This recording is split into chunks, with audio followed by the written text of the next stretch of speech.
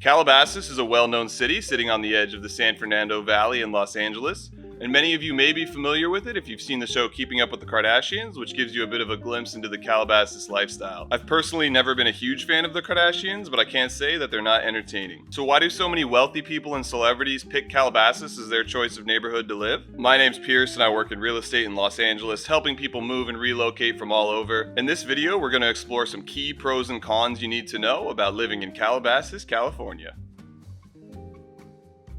Calabasas spans just over 13 square miles and is home to about 25,000 residents. I've actually lived in Calabasas before and I worked there, and I was a delivery driver for this little Italian restaurant, and I was able to get a glimpse into so many of the communities and neighborhoods there. I've pretty much seen all of it. Unfortunately, a lot of the people at these really nice homes in Calabasas left me $0 tip, so I'm always going to remember that. On the other hand, Calabasas seems like a very well-kept community, and the people living there seem to really take care of their neighborhoods. And here you're also going to find so many gated communities, and most of them are just riddled with celebrities and A-listers. Some of the names living there include Will Smith, John Travolta, Sylvester Stallone, Kevin Hart, and the list goes on.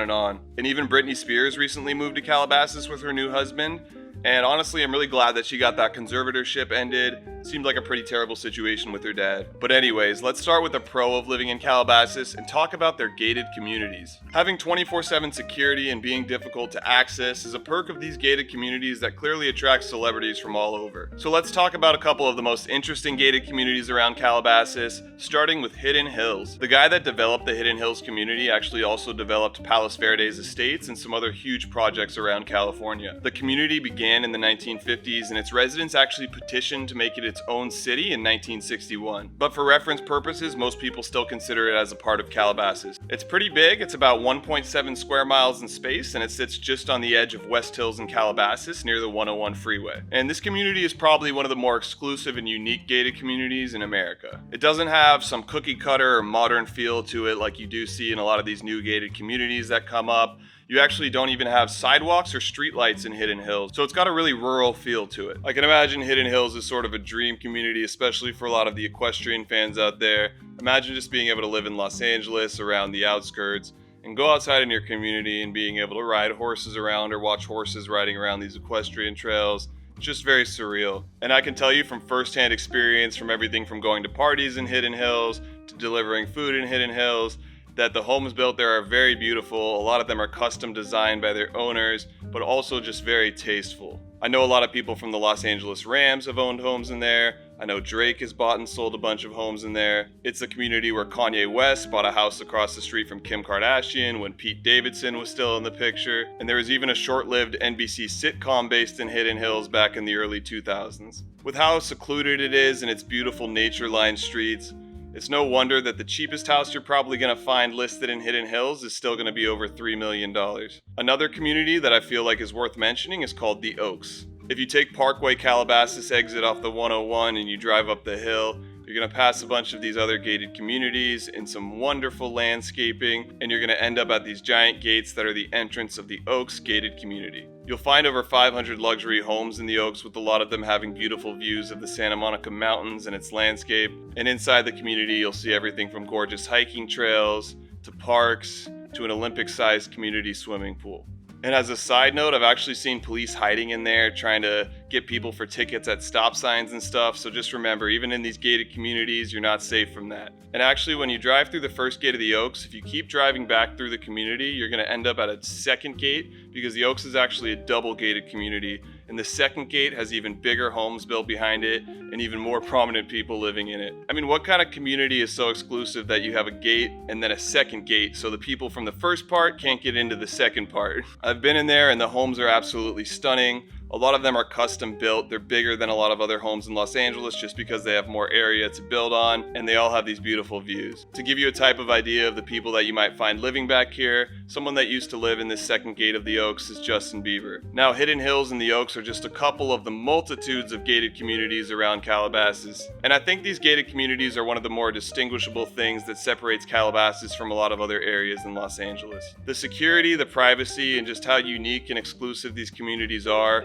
makes them a definite pro for living in Calabasas. Now I want to look at the things to do in Calabasas, which we're going to call an overall con, but there are some good sides to it which I will mention, so let's take a look. Because Calabasas is located on the outskirts of Los Angeles and it's not a very centralized location, you are going to see a lack of diversity when it comes to ways to spend your time. It's a very residential area that has a little bit less options than other areas. This may be in part because a lot of the people living in Calabasas have everything they need in their homes and their backyards. There's also a lacking nightlife here. Maybe a few spots in Calabasas get some action on the weekends, but it's definitely not a place that's known to be a good place to go out during the night or to experience nightlife. You'll find a lot of older people in the area, and it's more spread out than a lot of other neighborhoods in LA, so you won't see as many bars close together and things like that.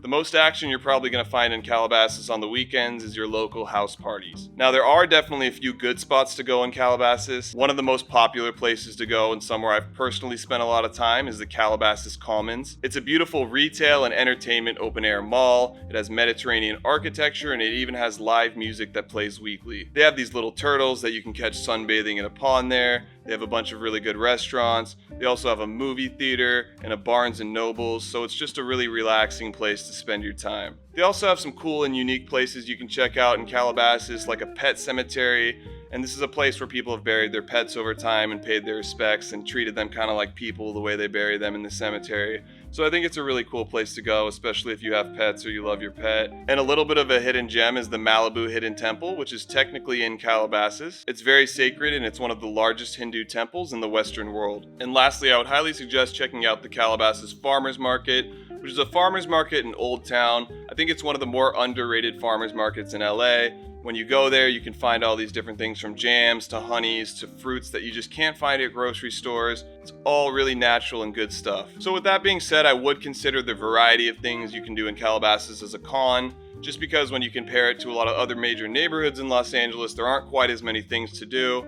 At the same time, you do have a lot of good ways to spend your day, and there are places there that are really beautiful and a nice way to spend your time. So really it's a con more because of the lack of the quantity and the diversity of things to do, but it's a pro in the way that the things that you can do there are all really nice. Next, I want to look at location, which is a very subjective thing. We're going to call it a pro and a con. For some people, the location is good, and for some people, it's not. But let's take a look at why. On the good side, Calabasas is a suburb that's really good for people who don't commute far to work or they work close by.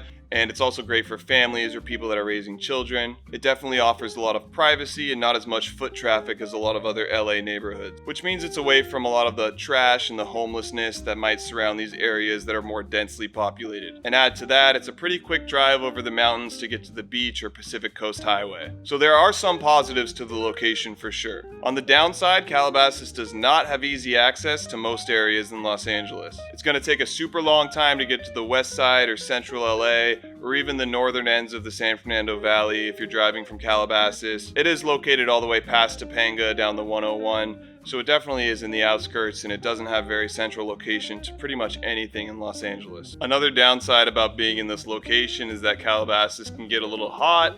I know a lot of the areas in the San Fernando Valley get a little bit more heat than other neighborhoods in Los Angeles, and Calabasas is no exception.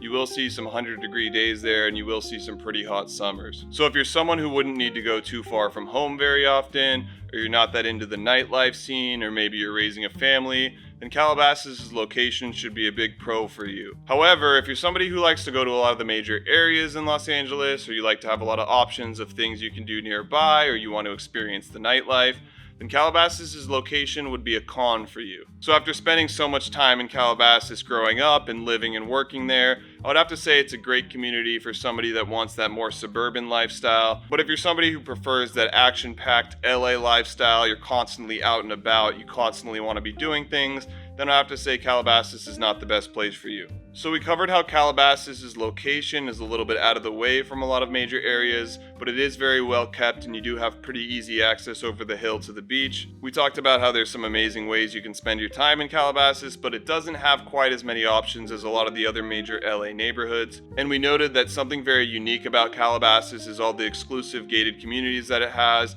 how unique they are and how well landscaped they are, and they just attract prominent people from all over. So I hope I helped you learn a few things about Calabasas. It's definitely still one of my favorite neighborhoods in Los Angeles. If you are interested in learning more about living in Los Angeles or its different neighborhoods, make sure to subscribe because I will be posting multiple videos a week. So once again, my name's Pearce and I work in real estate in LA.